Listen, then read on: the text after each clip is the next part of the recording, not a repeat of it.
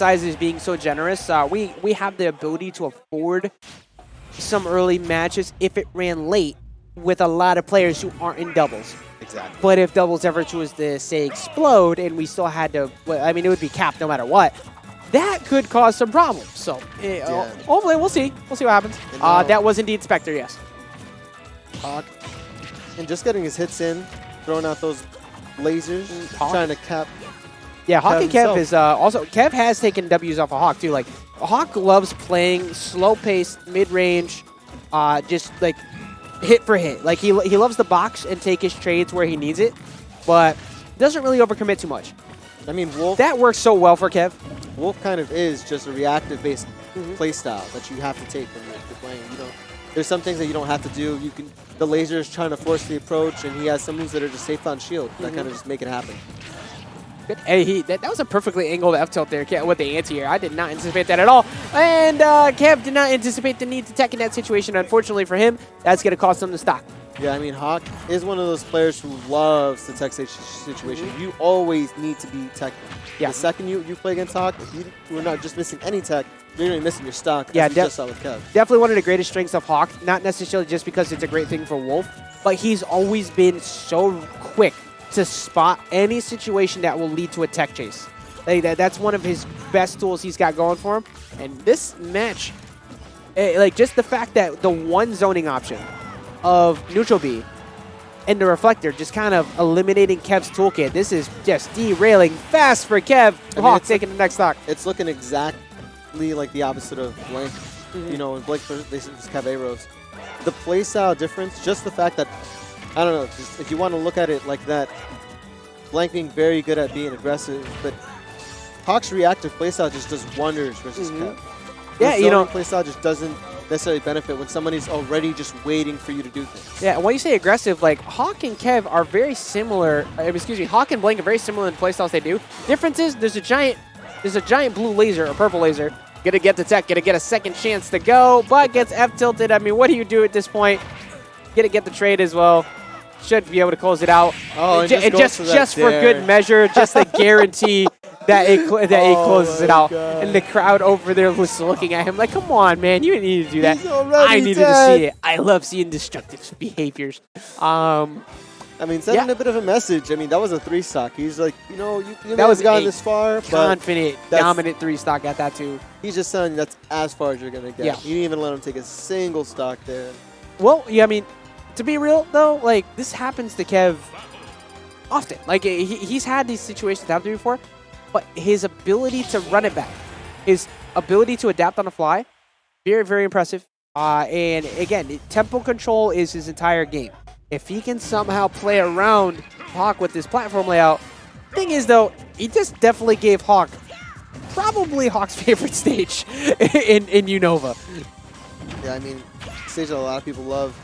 I think we're going to need to see Kev just play a bit closer to Hawk if we want to see an adjustment. Because if he just keeps playing a bit too far, we're just going to see things like this. My word. Like, Kev was trying to commit to go for like maybe another nair or a falling up air off that one nair. And look how much damage he took in exchange. Like, the fact that Hawk also is so good at maximizing his combos, like that's really scary to deal with when you're playing a projectile-based character. That smash. So far, so long. I mean, right now, both of them in center stage, both looking for a smash attack. Yeah, that difference was Kev was hoping that Boomerang was going to actually confirm into the up smash for him, but Boomerang just barely missing the tip of Hawk's head. Yeah, now, one of those things that usually would be great is that Boomerang on the way back, but Hawk's easily able to just kind of reflect it and make it one of those things that now Kev has to avoid. Yeah, that reflector just doing miles of work for Hawk, but Hawk getting extra mileage out of his stock. And in exchange, Kev is going to lose his. Kev going off stage for an attempt to try and get the stage spike. Going to cost him. Yeah, that up B is extremely strong. If you don't do the exact right thing, it's going to cost you, as we saw right there. Yes, even with the nerfs, it still has so much knockback. But he was also extremely high in percent, too. He was at like 140, so not too surprising. And now Kev finding his way out the corner, but still kind of just getting zoned out himself. That's all Hawk needs to do. Yeah, all Hawk needs to do is just literally laser, just ruin the game plan of Kev's like, you know what, I don't need to approach you. I have stock lead. You can't make me come to you at all. You have to come to me. He's doing a great job of transitioning that as well. He's just picking his chances. He's like, hey, I know I'm at the corner. You're finally here. Now I'm on the other side. Yep. And the confidence of Hawk as well. Like, all right, both of them have to pretty much play the waiting game. Like, who's going to pull the trigger first? But Hawk just running right at him before getting stage positioning. Where's he going with it? That's a nice little F tilt. And it's one of the big difference makers is the ability to play that hot-cold play style that we see from Hawk so much. While he is zoning out, while he does have that lead, occasionally he can just do stuff like that, run up, grab, and just get even more mileage. Great job of mixing it up. And Kev's honestly going to need to find the stock quick. You don't want your opponent ever really being over 200%. At 260%, luckily for him, he's going to finally get out of there fast and in a hurry with that back throw. But now he needs to just read every option correct. Maybe get an early gimp if he can at the ledge, because he has a high hill to climb here. Yeah, maybe even a down air that could have worked, but that dash attack, going to put him off stage. We see Hawk going in with that nair, not getting too much, but I mean, he has such a big percentage lead, it doesn't really matter if he makes a couple hiccups. Exactly. I also kind of like the fact that he's been committed to doing these dash attacks repeatedly, because what does he got to give there? Like, all right, I'm going to kill him if I hit him with the dash attack, or I just get to catch him jumping off ledge, hoping to catch him with a projectile instead, and he's going to die. And now Kev just trying to get what he can. Just throwing out these projectiles, but he's doing them at a bit of a closer range now. Going back to what he usually does. Yeah, I actually don't mind Kev going to the zoning approach here while we're on the last stock too. Considering he's down a whole game, it gives him an opportunity to stop and think. Because like, even though he's just keeping Hawk at bay, it's like, all right, what's my game plan of action? How am I going to approach this? Because I have to play perfectly. You see now he's trying to like find his way in like through center stage. He wants to catch Hawk approaching him at center stage, not while Hawk is zoning. Yeah, he keeps trying to just play it pretty safe. You know, he has over 3 minutes on the clock. He's going to try and use them just to get these small 1-2s. You don't really need to make sure you get a crazy punish, especially when you're in a disadvantage like this. You can kind of just play your cards, what you have. You know? And you see how, as you like the way you pointed that out, it's working perfectly for him. He's been rocking the damage back up. He has now brought it to a point where he can take a stock out, but he ended up going a little bit too far away, but gets the up tilt and the up air, bringing it back in place exactly the way you pointed it out, just kind of slowing the game down to a crawl.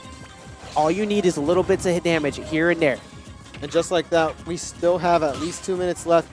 It's not like he has to commit to the camping, but he can definitely afford to play it for at least another minute before like Hawk even notices how much time is left. Yeah, I think at this point, like both of them are just committed to the idea that there's not going to be a whole lot of approach out of either. Ooh, just walking at him to force the air dodge out.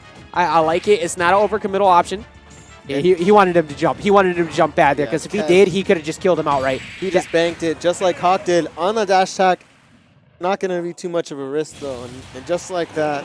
How many times has Hawk used that dash attack to success when people are trying to throw out hitboxes? It's something you always have to respect when you're on landing, especially after you expend your second jump. It's like, well, he's already approaching me. What's my option? Is he going to wait for me to air dodge like what happened the previous? Actually, that's really what happened. He air dodged just prior, got hit by the up smash. So what does Kev want to do? Draw a back air. Exactly. Because he doesn't want to get hit by the up smash.